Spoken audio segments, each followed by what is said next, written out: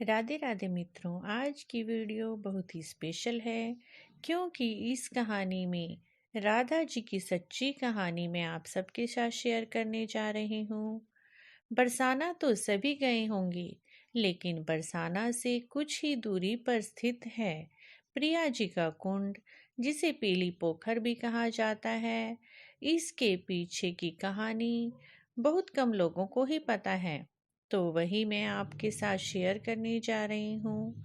कहा जाता है कि पीली को पोखर के बारे में बहुत ही कम लोगों को पता है। राधा जी की जितनी भी लीलाएं हैं, उनकी साक्षी उनकी अष्ट सखियां ही रही हैं। अष्ट सखियां ही उनकी लीलाओं से अवगत रही हैं। प्रिया जी की सभी लीलाएं गुप्त ही हैं, उन्हें बहुत ही कम लोगों को पता है। उन्हीं की लीलाओं में से एक है पीली पोखर, जो बरसाना से कुछ दूरी पर स्थित है। कहा जाता है भगवान और राधा जी के जन्म से पहले ही वृषभानु जी और नंद बाबा, जो कि दोनों गहरे मित्र थे, उन्होंने यह निर्णय लिया कि अगर आपके यहाँ बेटा होता है तो मैं अपनी बेटी की शादी आपके बेटे से कर दूंगा। अगर वो एक के यहाँ लड़का होता है तो दूसरे की लड़की से विवाह कर दिया जाएगा। जब वृषभानु जी के यहाँ 11.5 महीने पहले राधा जी का जन्म हुआ तो बहुत ही खुशियां मनाई गई और नंद बाबा के यहाँ गोकुल में संदेश भेजा गया कि हमारे यहाँ तो आनंद हो गया है और राधा जी हमारे यहाँ जन्म ले चुकी हैं। तब 11.5 महीने के बाद गोकुल में नंद बाबा जी के यहाँ पर ठाकुर जी का जन्म हुआ, तो नंद बाबा ने भी बरसाना में खबर भिजवाई कि हमारे यहाँ भी आनंद हुआ है, तो आप हमारे घर जरूर आएं। तब वृषभानु जी छोटी सी राधा रानी जी को लेकर नंद बाबा के पास गोकुल में गए और वहां पर साथ में रोली और चावल भी लेकर गए और ठाकुर जी को तिलक करके अपना संबंध पक्का कर लिया। इस प्रकार जैसे जैसे राधा जी बड़ी होने लगी, वह अपनी सखियों के साथ खेलने के लिए उनके गांव में जाती थी। कभी ललिता सखी के यहाँ, कभी विशाखा जी के यहाँ। इस प्रकार वह अपनी अष्ट सखियों के सभी के घरों में खेलने के लिए उनके गांव में जाया करती थी। तब राधा जी की माता रानी ने उन्हें बोला कि लल्ली, तुम कहीं भी चले जाना, लेकिन गोकुल कभी भी खेलने के लिए मत जाना।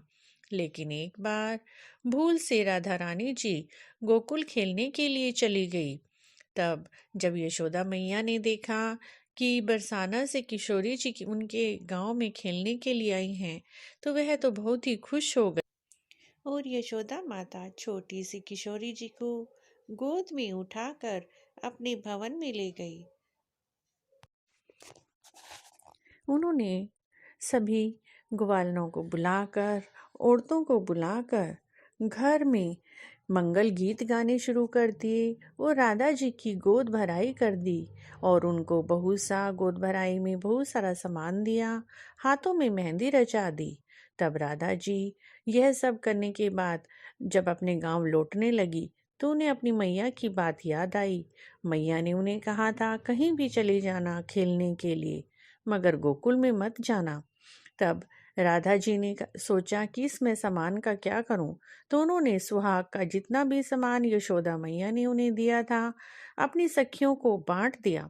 लेकिन अब हाथों में मेहंदी का क्या करें। तो जैसे ही राधा रानी जी ने अपनी मेहंदी के हाथ देखे तो उनके कर कमलों से एक जलधारा बह निकली, जिससे राधा जी ने अपने हाथ धो लिए और उसी जलधारा से ही यह पीली पोखर का निर्माण हुआ। चाहे इस पीली पोखर को कितनी भी बार खाली कर दिया जाए, लेकिन 48 घंटे के अंदर अंदर इसका पानी मेहंदी के रंग का हो जाता है। तभी से इसे पीली पोखर कहा जाता है। इसके दर्शन मात्र से ही मनुष्य के सभी कष्ट दूर हो जाते हैं। मित्रों, अगर आप भी कभी बरसाना जाएं तो पीली पोखर अवश्य जाना।